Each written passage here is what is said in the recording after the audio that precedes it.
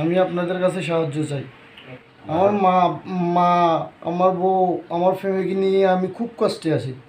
আমার হোলাটার দিকে চাইয়া কিছু আপনারা সহযোগিতা করেন।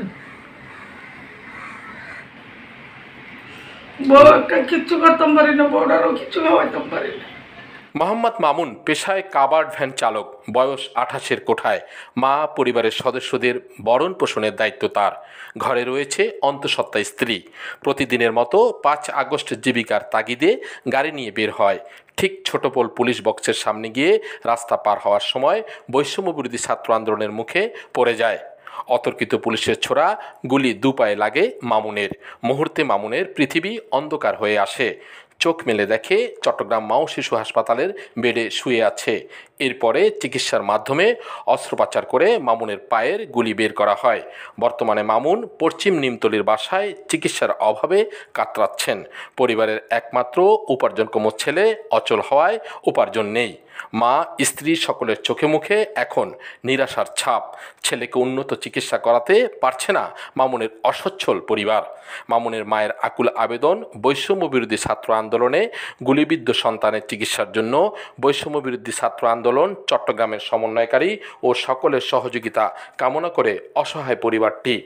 মামুনের চিকিৎসা সহায়তা প্রদানে বিকাশ নম্বর 018760239334। আমি আবার নাম্বারটি বলছি, 018760239334। মোহাম্মদ মামুন, পেশাগত ড্রাইভিং করি। 5 আগস্ট আমি আমার ফোরম্যানের বাসায় যাই। যখন যেয়ে আমি কাগজপাতি জমা দিয়ে আসতেছি, তখন আন্দোলন শুরু হওয়াতে তখন আমি রাস্তা পার হইতেই পুলিশে গুলি করে আমাকে। গুলিবিদ্ধ হয়ে আমি অজ্ঞান হয়ে পড়ে যাই রাস্তায়। তখন এভাবে আমাকে কে বা কারা হসপিটালে নিয়ে ভর্তি করে। যখন আমার জ্ঞান ফিরে তখন দেখি আমি শিশু হাসপাতালে ভর্তি। তারপর থেকে এ পর্যন্ত আমি অনেক জায়গায় অনেকজনের কাছে গেছি। আমি এ পর্যন্ত কোনো আমার কোনো চিকিৎসা বাবদ কোনো কিছু পাই নাই। প্রধান উপদেষ্টা ডক্টর ইউনূস স্যারকে বলতেছি যে আমার দিকে যেন চায়, ছাত্র জনতাকে বলছি যে আমার দিকে যেন একটু লক্ষ্য করে। আমি একজন ড্রাইভার মানুষ, আমার ইনকামেই আমার সংসার চলে। এখন আমার পরিবার চলতেছে না, ওষুধ খাইতে পারতেছি না। আমার বউ একটা প্রেগনেন্ট।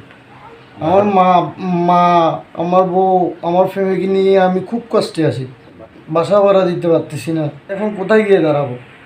আমি আপনাদের কাছে সাহায্য চাই। আমার পোলা গুলি খাইছে 5 তারিখে। আমার ঘর সংসার কিছু চলে না। আমার পোলা তো ড্রাইভারি করতো, কাজ করতো। আমার ঘরের মধ্যে কোনো রান্না বাড়াও কোনো চলে না, কোনো না ওষুধও আনতে পারি না, খাওয়াইতেও পারি না, কিছু করতে পারি না। আমি আপনাদের কাছে সহযোগিতা চাইতেছি। আর আমার কোনো কইবার নাই। আমার অনেক পোলা তো অনেক বউ একটা ভেটনি, আমি বউটারও কোনো চিকিৎসা করাতে পারতাছি না, ওষুধ দাবাইও খাওয়াইতেছি না। কি বউরে খাওয়ামু না পোলারে খাওয়ামু না নিজেরা খামু? ওদের কাছে আর বর্তমানে যে সরকার আছে এই সরকারের কাছে আমি সহযোগিতা চাই। আমার অনেক গরমের দিন কিছুই চলে না, রান্না বাড়া কিছুই চলে না। ওষুধ দাবাই একবার খাওয়াইতে আরেকবার খাওয়াইতে পারি না, একটা ফলাই না খাওয়াইতাম পারি না, কিচ্ছু করতাম পারি না। আমার স্বামীও নেই। আমি আর কি করবো? আমার কোনো কইবার নাই। আমার যদি আপনার দয়া লাগে আমার হোলাটার দিকে চাইয়া কিছু আপনারা সহযোগিতা করেন। আমিনুল হক শাহীন, 16 বাংলা টিভি, চট্টগ্রাম। 16 বাংলা টিভি, আবহমান বাংলার